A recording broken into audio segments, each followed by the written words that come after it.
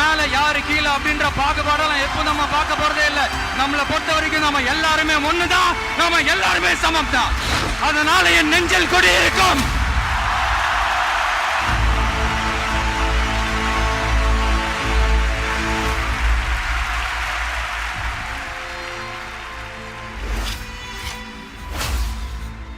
ஒரு மனிதரை சுற்றி எத்தனை எத்தனை கேள்விகள், அத்தனை கேள்விகளுக்குமான பதில் இந்த ஆவணப்படம்.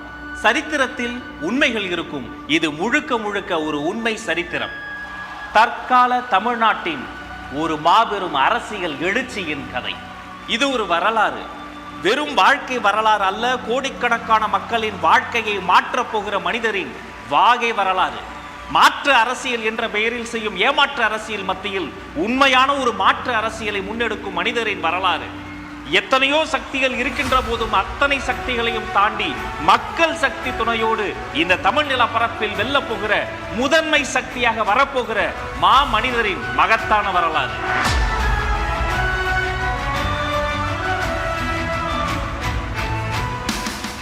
தளபதியின் பயணம் இன்று நேற்று தொடங்கியது கிடையாதுங்க. அவருடைய வாழ்க்கை என்பதே தனி வரலாறு. அத்தனை சுலபத்தில் ஒரு ரசிகர் மன்றத்தை யாராலும் தொடங்க முடியாது. இந்த மண்ணுக்கும் மக்களுக்கும் யாராவது சேவை செய்தால்தான் இளைய தளபதி விஜய் ரசிகர் மன்றம் என்ற போர்டையே வைக்க முடியும் என்பது எழுதப்படாத விதி. அன்னதானம், இரத்த தானம், இலவச நோட்டு புத்தகம் தருவதுன்னு போட்டி போட்டு சேவைகள் செய்தவர்கள் தளபதியின் ரசிகர்கள். 90களின் பிற்பகுதியில் ரசிகர் மன்றங்கள் தொடங்கி ரசிகர் மன்றங்களை நற்பணி மன்றங்களாக மாற்றி நற்பணி மன்றங்களை நற்பணி இயக்கமாக மாற்றி காட்டிய மாஸ்டரின் பெயர்தான் தளபதி. எல்லோரும் பிறந்த நாள் அன்று கோயிலுக்கு போவார்கள். தளபதியோ மருத்துவமனைக்கு போய்விடுவார். சென்னை அரசு மருத்துவமனையில் ஒவ்வொரு வருஷமும் அவர் பிறந்த நாள் அன்று பிறக்கின்ற குழந்தைகளுக்கு தங்க மோதிரத்தை பரிசாக தருவார் தளபதி. தலைநகரத்தில் தளபதி தருவார். தமிழ்நாடு முழுக்க அவரது ரசிகர்கள் தருவார்கள். அந்த தங்கம் அந்த குழந்தையின் வீட்டில் அப்படியே தங்கும். அதனால்தான் அது தங்கம். மன்றத்தின் சார்பில் பல ஊர்களில் இலவச மருத்துவ முகாம்கள் நடத்தினார்கள். சாதி, மதம், இனம் என யாரையும் பிரித்து பார்க்காத தளபதியின் ரசிகர்கள் இரத்த தானத்தை கொடுத்து கொண்டே இருந்தார்கள்.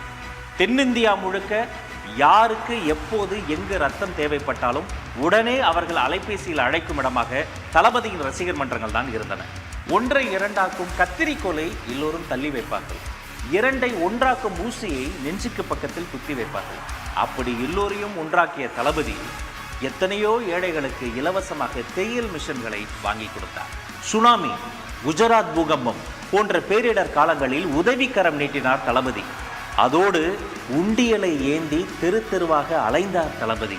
அதை பார்த்து லட்சக்கணக்கான ரசிகர்களும் களத்தில் இறங்கினார்கள். களத்தில் இறங்கி உதவி செய்வது தளபதியின் டிஎன்ஏவிலேயே இருக்கிறது. 2004ஆம் ஆண்டு கும்பகோண தீ விபத்தில் பிஞ்சு குழந்தைகள் கருகி போயின. மடியில் வைத்து மகிழ்ந்த குருத்துகளை இழந்து விட்டோமே என்று தவித்து போனார் தளபதி. இனி இப்படி ஒரு விபத்து நிகழ்ந்துவிடக்கூடாது.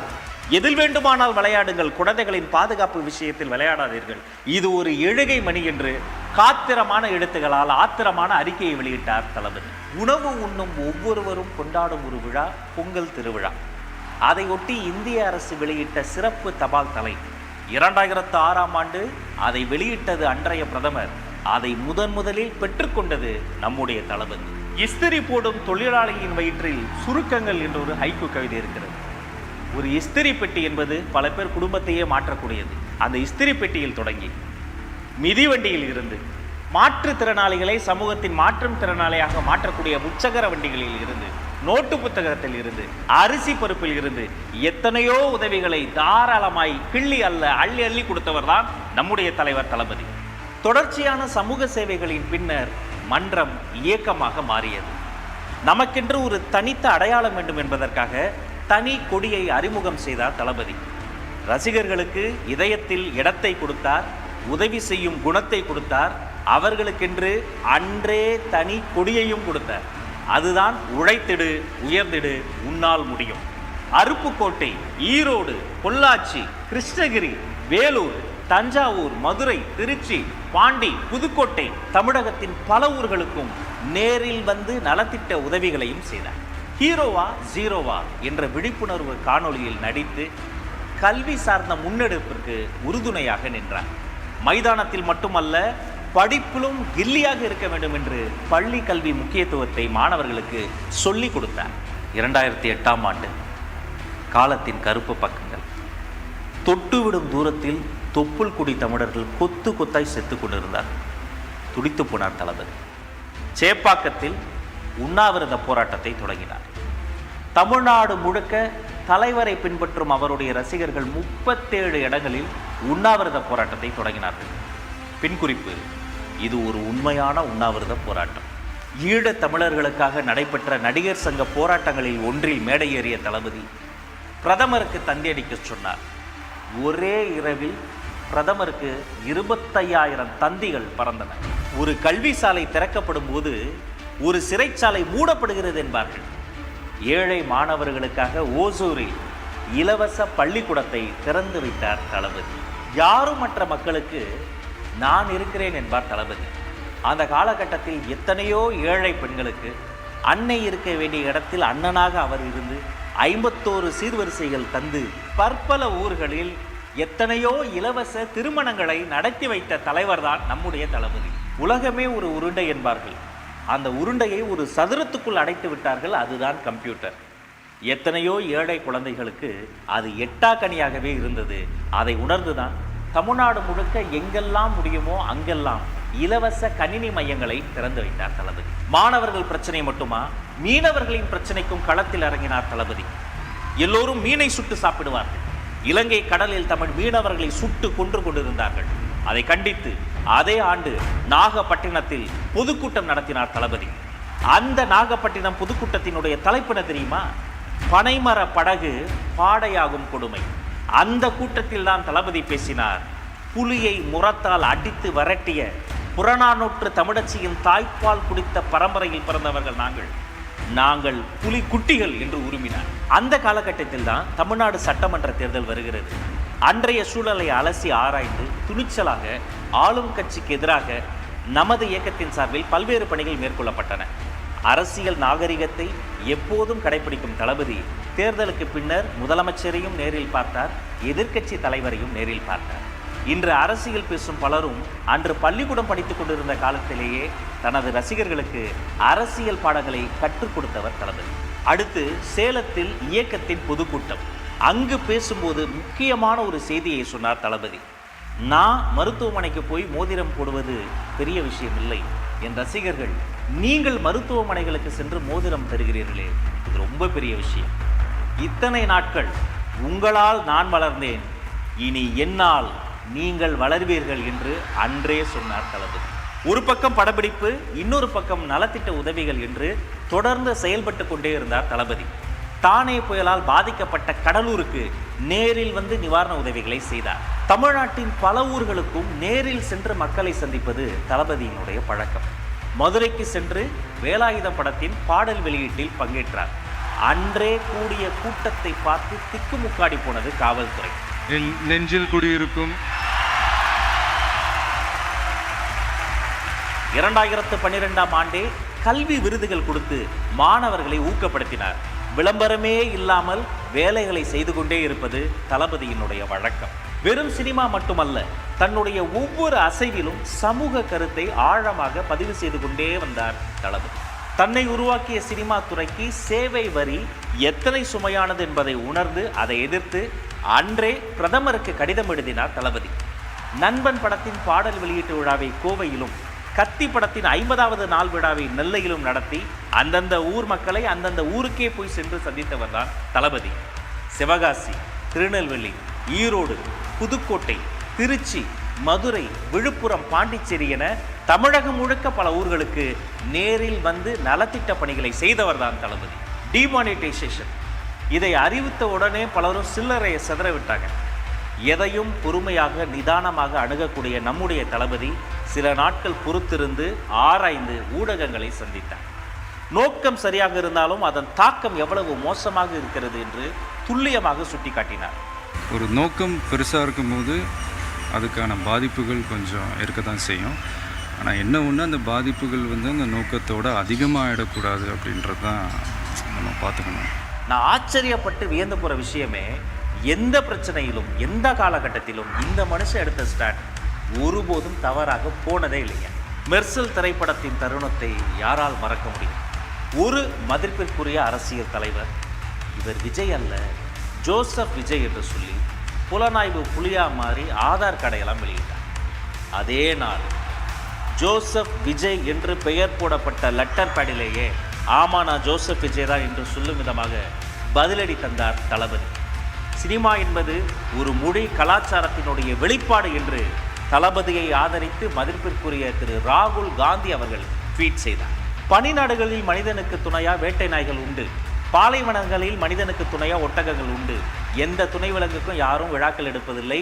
உழவுக்கு துணையா இருக்கிற மாட்டுக்கும் சேர்த்து மாட்டுப் பொங்கல் கொண்டாடக்கூடியது தமிழினம். அந்த மாட்டுக்கு நீதி கேட்டு மனிதர்கள் போராடியது தான் 2017 ஜல்லிக்கட்டு போராட்டம். பல லட்சம் மாணவர்களோடு களத்தில் போய் அமர்ந்து அந்த போராட்டத்திலும் பங்கெடுத்து தரையில் அமர்ந்து தன்னால் அது திசை திரும்பி விடக்கூடாது என்பதற்காக முகத்தில் ஒரு கர்ச்சீஃபை கட்டிக்கொண்டு பீட்டா என்ற ஒரு பன்னாட்டு அமைப்புக்கு எதிராக துணிச்சலாக வீடியோவும் வெளியிட்ட உணர்வுமிக்க லீடர் நம்முடைய தளபதி. இது சம்பந்தமாக கைது செய்யப்பட்டவங்களை வெளியே அனுப்பிட்டா நான் சந்தோஷப்படுவேன். இவ்வளவுக்கும் காரணமான அமைப்பை வீட்டுக்கு அனுப்பிட்டா தமிழ்நாடு சந்தோஷப்படுவேன். +2 பப்ளிக் எக்ஸாமில் 1200க்கு 1176 மார்க்குகளை வாங்கி குவித்த அரியலூர் அனிதா மருத்துவர் ஆக முடியவில்லை. நீட் என்ற ஒரு தேர்வு அரியலூர் அனிதாவை கொன்றது. அரியலூர் அனிதாவின் வீட்டிற்கே நேரில் சென்றார் தளபதி. நானும் ஒரு தங்கையை பறிகொடுத்தவன் தான், அனிதாவும் என்னுடைய தங்கை தான் என்று அவர்கள் துக்கத்தில் பங்கெடுத்து துணையாக நின்றார் தளபதி. நமக்கெல்லாம் வாழ்க்கையில் என்றாவது ஒரு நாள் வக்கீல் தேவைப்படுவார், ஒரு நாள் மருத்துவர் தேவைப்படுவார். ஒவ்வொரு நாளும் ஒவ்வொரு வேளை உணவையும் உண்ண விவசாயி தான் தினந்தோறும் தேவைப்படுவார். 2017ஆம் ஆண்டு பிகைன் உட்ஸ் நிறுவனம் தளபதிக்கு தங்கப்பதக்கம் தந்தது. அந்த தங்கப்பதக்க மேடையில் கூட தன்னை பற்றி பேசாது இந்த மண்ணை காக்கும் விவசாயிகள் குறித்து பேசினார் தலைவர். நம்ம எல்லாருமே நல்லா இருக்கணும்னு நினைக்கிறவங்க நல்லா இல்லைங்க, விவசாயிங்க. இந்தியா இந்த வல்லரசு ஆகணும், அதாகணும், இதாகணுன்றதெல்லாம் கூட அப்புறங்க. முதல்ல விவசாயிங்க நல்லா வாழ்கிற அரசாக மாறணும். 2018ஆம் ஆண்டு தூத்துக்குடியில் ஒரு ஆலைக்கு எதிராக அப்பாவி தமிழர்கள் 100 நாட்கள் போராடினார்கள். சொத்து சுகத்திற்காக போராடவில்லை, சுத்தமான காற்றுக்காகவும் நிலத்தடி தண்ணீருக்காகவும் போராடினார்கள். 100வது நாள் நீதி கிடைக்கும் என்று அவர்கள் போன இடத்தில் அநீதி கிடைத்தது. தங்கை ஸ்னோலின் உட்பட பலரும் சுடப்பட்டு இறந்தார்கள். இறந்தவர்களின் வீட்டிற்கு பைக்கில் நள்ளிரவில் சென்று அவர்கள் வீட்டின் தரையில் அமர்ந்து உங்களுக்கு நான் இருக்கிறேன் என்று அவர்கள் துக்கத்தில் பங்கெடுத்தார் தளபதி.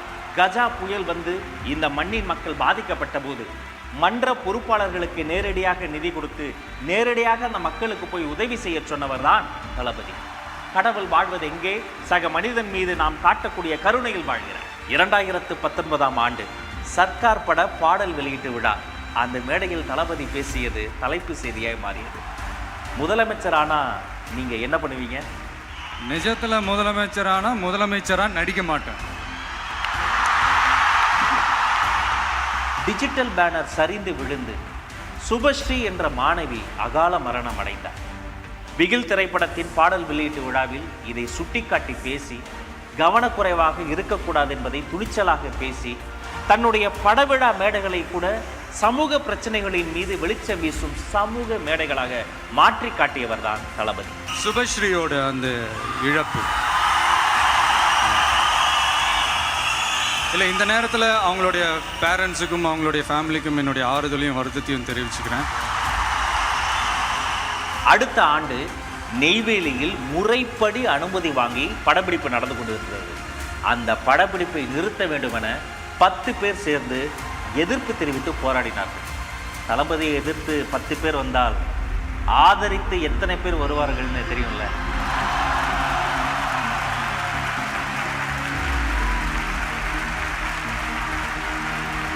எதிர்ப்புகளாலும் விமர்சனங்களாலும் மேலும் மேலும் வளர்ந்த ஒரு இயக்கம் விஜய் மக்கள் இயக்கம். அடுத்து கொடிய கொரோனா பேரிடர் காலம் வந்தது. 1,30,00,000 ரூபாயை நன்கொடையாக வாரி வழங்கினார் தளபதி. பின்பு கேரளா பெரும் மழை புயலில் வெள்ளத்தில் மிதந்தது. லாரி லாரியாய் நிவாரணப் பொருட்களை அனுப்பி கேரள சகோதரர்களுக்கு கை கொடுத்தார் தளபதி. ஆண்டு 2021 ஊரக உள்ளாட்சி தேர்தல் நடைபெறுகிறது. தளபதி வரல, பேசல. அவருடைய திருமுகத்தை ஒரு A4 ஷீட்டில் பிரிண்ட் அவுட் எடுத்து அதை காட்டி நமது தோழர்கள் சுயேட்சையாக போட்டியிட்டார்கள். 127 இடங்களில் வெற்றி வாகை சூடினார்கள். அந்த வெற்றியாளர்கள் புகைப்படம் எடுக்கிற போது கூட வென்ற அவர்களை நடுவில் உட்கார வச்சுட்டு ஓரமாக போய் அமர்ந்த உத்தமர் நம்முடைய தளபதி. அதன் பின்னர் தான் சட்டமன்ற தேர்தல் வந்தது. வாக்களிக்க சைக்கிளில் போனார் தளபதி. ஒரு சைக்கிள் பயணம் இந்தியாவின் தலைப்பு செய்தியாய் மாறியது. ஒவ்வொரு கட்சியும் அவருடைய பெயரை சொல்லி தங்களுக்கு விளம்பரம் தேடிக்கொண்டார்கள். ஆனால் விளம்பரத்தில் அல்ல, களத்தில் கவனம் செலுத்தினார் தளபதி. தன்னை நம்பிய ரசிகர்களை ஒவ்வொரு காலகட்டத்திலும் சரியாக முறையாக அரசியல்படுத்திக் கொண்டே வந்தார். அதை கவனிக்க தவறியது அடுத்தவர்களின் அறியாமை. ஒரு தவறு நடந்த பிறகு தண்டனை தருபவர் அல்ல தலைவர், தவறே நடக்காமல் தடுப்பவர் தான் நல்ல தலைவர். புதுக்கோட்டையிலும் பெரம்பலூரிலும் துப்பாக்கி சூடு பயிற்சி தளத்தில் நடந்த விபத்தை சுட்டிக்காட்டி அதுபோல் இனிமேல் நடக்காமல் தடுக்க வேண்டும் என்றார் தளபதி. புதுக்கோட்டை மாவட்டத்தில் பசுமலைப்பட்டி அப்படின்ற ஒரு இடத்துல புகழேந்தின்னு ஒரு பையன், ஒரு 11 இயர்ஸ் இருக்கும். அந்த துப்பாக்கி சுடும் அந்த பயிற்சி தளங்கள் இருக்குல்ல, அதில் ஒன் ஆஃப் த ஒரு ட்ரைனிங் செஷனில் அந்த குண்டு வந்து தவறாக அந்த பையன் மேலே பட்டு அந்த பையன் வந்து இறந்து போயிட்டாப்புல. அதுக்கப்புறம் அந்த பயிற்சி தளத்தை மூடிட்டாங்க. அந்த பையனோட ஃபேமிலிக்கு நிவாரணம்லாம் கொடுத்தாங்க. அதில் உண்மையிலே பாராட்டுக்குரிய ஒரு விஷயம்தான். அதுக்கப்புறம் கூட பெரம்பலூர் சைடில் கூட அதே மாதிரி ஒரு இன்சிடென்ட் கூட நடந்தது. பட் நல்லவேளை அங்கே உயிர் சேதம் எதுவும் நடக்கல. சொல்கிறேன், இந்த மாதிரி விஷயத்துக்குலாம் அதுக்கான காரணங்கள் என்னென்னு கண்டுபிடிச்சிட்டு அது கொஞ்சம் முன்கூட்டி எதாவது மாற்றி பண்ணால் நல்லாயிருக்கும். இலவச சட்ட ஆலோசனை மையம், ரொட்டிப்பால் முட்டை திட்டம், குருதியகம், விடியகம், பயிலகம், நூலகம், விலையில்லா விருந்தகம், விலையில்லா வீடு கட்டித்தரும் திட்டம், இப்படி ஒரு அரசாங்கம் செய்ய வேண்டிய வேலைகளை ஒரு தனி மனிதர் சத்தம் இல்லாமல் செய்து கொண்டே இருக்கிறார். அவர்தான் தளபதி.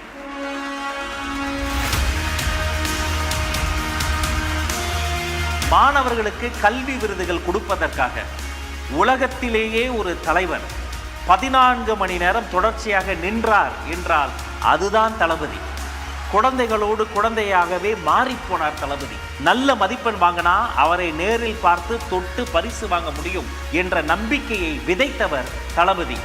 அவர் யாரோ தலைவர் கிடையாது, எங்க அண்ணன், நம்ம தளபதி என்று குழந்தைகள் கொண்டாடினார்கள். நீ படிக்கவே கூடாது என்று நாங்குநேரியில் ஒரு மாணவனின் கைகள் வெட்டப்பட்டனவே, அந்த வெட்டப்பட்ட கைகளை நேரில் வரவழைத்து பரிசு கொடுத்து, தம்பி நீ இன்னும் படி, பெரியாரை படி, அம்பேத்கரை படி என்று மாணவர்களை நல்வழிப்படுத்துகிற தலைவர் நம்முடைய தளபதி. நெல்லை மாவட்டமே மழை வெள்ளத்தில் மூழ்கிய போது அங்கு நேரில் சென்று நிவாரண பணிகள் செய்தார் தளபதி. ஒரு பக்கம் நெல்லை மாவட்டம் மழை வெள்ளத்தில் மூழ்கியது, இன்னொரு பக்கம் தளபதி மக்களின் அன்பு வெள்ளத்தில் மூழ்கினார். இப்படி நீண்ட நெடிய காலம் சமூக சேவை செய்து அரசியல் களத்தில் பயணம் செய்து தன் தொண்டர்களை பக்குவப்படுத்தி அவர்களை இன்னும் பலப்படுத்தி தன்னுடைய உச்சத்தில் இருந்த ஒரு இடத்தை தாண்டி மக்களுக்கு நல்லது செய்ய வேண்டும் என்பதற்காக தளபதி விஜய் களத்தில் குதித்த நாள் பிப்ரவரி 2, 2024 விஜய் மக்கள் இயக்கம் தமிழக வெற்றி கழகமாக உருமாறியது. பொதுக்குழு செயற்குழு கூடி பேசி புதிய கட்சியாக, புதிய சக்தியாக இந்தியாவில் பதிவு செய்யப்பட்டது. இணையமே ஸ்தம்பித்து போகின்ற வகையில் இளைஞர்களும் குடும்ப தலைவிகளும் பெண்களும் தமிழக வெற்றி கழகத்தில் தங்களை உறுப்பினர்களாக சேர்த்து கொண்டார்கள். உலகமே ஆவலோடு எதிர்பார்த்து காத்திருந்த தமிழக வெற்றி கழகத்தின் கட்சி கொடியை தளபதி அறிமுகம் செய்தார். வாகைப்பூ சூடி இரட்டை போர் யானைகள் கம்பீரமாக நிற்கும் தாவேக்கா கொடியை ஒரு குழந்தையை போல கையில் ஏந்தி காட்டினார் தளபதி. அந்த குழந்தைதான் வீதிதோறும், தமிழ்நாட்டின் வீடுகள் தோறும் பட்டொலி வீசி என்று பறந்து கொண்டிருக்கிறது. சேலம் அருகே கட்சியின் பொறுப்பாளர்களுக்கு ஒரு நாள் அரசியல் பயிலரங்கம் நடத்தப்பட்டது. பயிலரங்கத்தில் அவர்கள் எப்படி இருந்தார்கள்? பயிலரங்கத்தில் பங்கேற்ற தொண்டர்கள் இராணுவ கட்டுப்பாட்டோடு இருந்தார்கள் என்று உரக்க சொல்லினார்கள் ஊடகங்கள். புதுச்சேரி சிறுமிக்கு நடந்த பாலியல் வன்கொடுமை முதல் ஒன்றிய அரசின் பட்ஜெட் நிறைக்குறைகள் வரை பேசினார். கள்ளக்குறிச்சியில் கள்ளச்சாராயத்தால் அப்பாவி மக்கள் கொத்து கொத்தாய் செத்து உயிருக்கு போராடிய களத்திற்கே நேரில் வந்து பார்த்து ஆறுதல் கூறினார். சிங்கத்தின் குகைக்கே சென்று சிங்கத்தை சந்திப்பதைப் போல தந்தை பெரியாரின் பிறந்த நாள் அன்று பெரியார் திடலுக்கே சத்தமில்லாமல் சென்று பெரியார் சிலைக்கு மரியாதை செய்தார் தளபதி.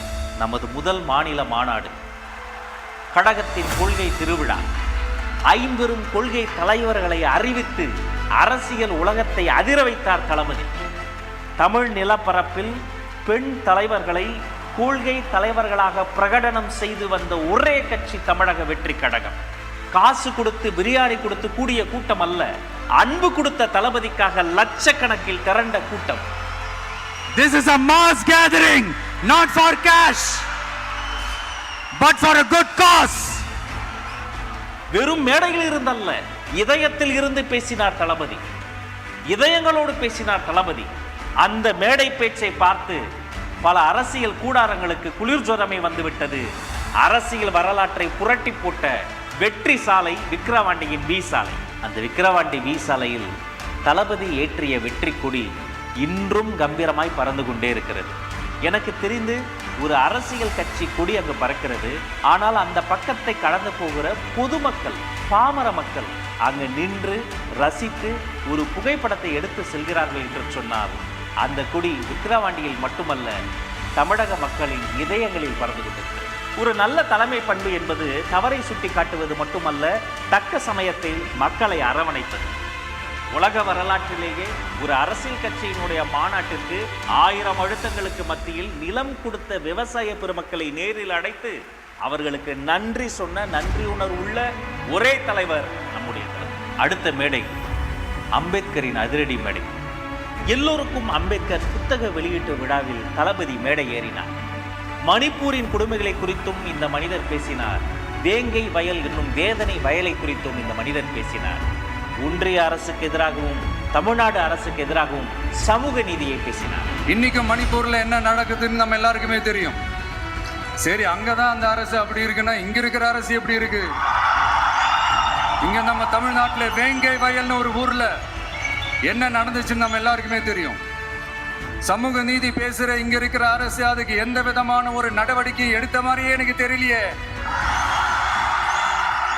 நீங்க உங்களோட சுயநலனுக்காக பல வழிகளில் பாதுகாத்து வரும் உங்கள் கூட்டணி கணக்குகள் அனைத்தும் 2026 மக்களை மைனஸ் ஆக்கி விடுவார்கள். பெஞ்சால் புயலால் பொதுமக்கள் பாதிக்கப்பட அவர்களை நேரில் போய் பார்த்தால் தன்னை பார்க்க பெரும் கூட்டம் வந்து பாதிப்பு அதிகமாகும் என உணர்ந்து தன்மேல் படி வந்தாலும் பரவாயில்லை என்று நேரில் போகாமல் பாதிக்கப்பட்டவர்களை நேரில் வரவழைத்து நிவாரண உதவிகளை செய்தவர்தான் தளபதி. நீங்கள் எத்தனை விமானங்களை கூட உருவாக்க முடியும், ஆனால் ஆற்று நீர் பாசனத்தை நீங்கள் நினைத்தால் கூட உருவாக்க முடியாது. நீர்நிலைகளை, விவசாய நிலங்களை, மண்ணை மலடாக்கும் பரந்தூர் விமான நிலையத்திற்கு எதிர்ப்பு தெரிவித்து களத்திற்கே வந்தார் தளபதி. சொந்த நாட்டு மக்களை ஒரு கட்சி தலைவர் பார்க்க வருவதற்கு எத்தனை தொல்லைகள் கொடுத்தார்கள். அத்தனை தொல்லைகளையும் தாண்டி குரலற்றவர்களின் குரலாக ஓங்கி ஒலித்தார் தளபதி. நீங்க உங்களோட வசதிக்காக அவங்களோட நிக்கிறதும் அவங்களோட நிக்காம இருக்கிறதும், நாடகம் ஆடுறதும் நாடகம் ஆடாம இருக்கிறதும், அது சரி, நம்புற மாதிரியே நாடகம் ஆடுறதுல தான் நீங்க கில்லாடிங்களாச்சு. இந்த பிரச்சனையில நான் உங்களோட உறுதியா நிற்பேன். அண்ணா பல்கலைக்கழக மாணவிக்கு நடந்த கொடுமை கொடூரமானது. படிக்க வரும் பெண்களுக்கு பயம் வந்தது. அச்சம் வேண்டாம், அண்ணன் நான் இருக்கிறேன் என்று தமிழ்நாட்டின் சிங்க பெண்களுக்கு தன் கைப்பட கடிதம் எழுதினார் தளபதி. தமிழக வெற்றி கழகத்தின் மகளிர் அணி தோழர்கள் தமிழகம் முழுவதும் அந்த கடிதத்தை கொடுத்தார்கள். கொடுக்க கூடாது என்று பயமுறுத்தினார்கள், அச்சமூட்டினார்கள், கொடுத்தவர்களை கைது செய்தார்கள். மனிதாபிமானம் இல்லாமல் அடைத்து வைக்கப்பட்ட நமது மகளிர் அணி தோழர்களுக்காக தானும் முன்வந்து கைதாகி அவர்களோடு நின்றார் பொதுச் செயலாளர் அண்ணன் ஆனந்த். தமிழகமே பரபரப்பானது. நமது படைபலத்தை நன்கு உணர்ந்தவர்கள் அன்றே அனைவரையும் விடுதலை செய்தார்கள். சீர்குலைந்துள்ள சட்டம் ஒழுங்கு, பெண்களினுடைய பாதுகாப்பை அனைத்து இடத்திலும் உறுதி செய்வது, தரப்படாமல் இருக்கிற தமிழ்நாட்டிற்கு தேவைப்படுகிற புயல் நிவாரணத்தை முழுமையாக தருவது உள்ளிட்ட கோரிக்கைகளை வலியுறுத்தி கவர்னர் மாளிகைக்கே சென்று மனு கொடுத்தார் நம்முடைய தலைவர். தளபதி அவர்கள் இந்தியாவின் அனைத்து முக்கிய தலைவர்களையும் நேரில் சந்தித்தவர். அன்றைய பிரதமர் மன்மோகன் சிங்கையும் சந்தித்தவர், இன்றைய பிரதமர் நரேந்திர மோடி அவர்களையும் சந்தித்தவர். எதிர்க்கட்சி தலைவர் ராகுல் காந்தியை சந்தித்து நட்பு பாராட்டியவர். தென்னிந்தியாவின் முக்கிய முதலமைச்சர்கள், எதிர்க்கட்சி தலைவர்கள், அனைத்து கட்சி தலைவர்களையும் நேரில் பார்த்து நட்பு பாராட்டிய அரசியல் நாகரிகத்தின் உச்சம் தலைவர் தளபதி. ஜனநாயக முறையில் எங்களை நம்பி பதவிகளை அல்ல பொறுப்புகளை கொடுத்தார் எங்கள் ஜனநாயகன். மன்ற நிர்வாகி, மருத்துவர், மாற்றுத்திறனாளி, ஆட்டோ ஓட்டுநர் என அனைவரும் மாவட்ட செயலாளராக இருக்கக்கூடிய ஒரே கட்சி தமிழக வெற்றி கழகம். இது ஓராண்டு நிறைவல்ல, இன்னும் வரப்போகும் 100 ஆண்டு வரலாற்றின் தொடக்கம். நேற்று வந்தவர் அல்ல, காலம் காலமாய் களப்பணி செய்தவரின் வாழ்க்கை. ஊர் ஊராய் அலைந்து மக்கள் நல பணிகளை செய்தவரின் உண்மையான வரலாறு. குரலற்றவர்களின் குரலாக ஒலித்தவரின் கொள்கை கூட்டம். கோடிக்கணக்கான மக்களுக்கு நன்மை செய்தவருக்காக கோடிக்கணக்கில் தொண்டர்கள் திரண்டிருக்கும் கொள்கை குடும்பம். இது வெறும் ஆவணப்படம் அல்ல, சத்தமில்லாமல் சாதனைகள் செய்த தளபதி விஜய் என்னும் சரித்திரம்.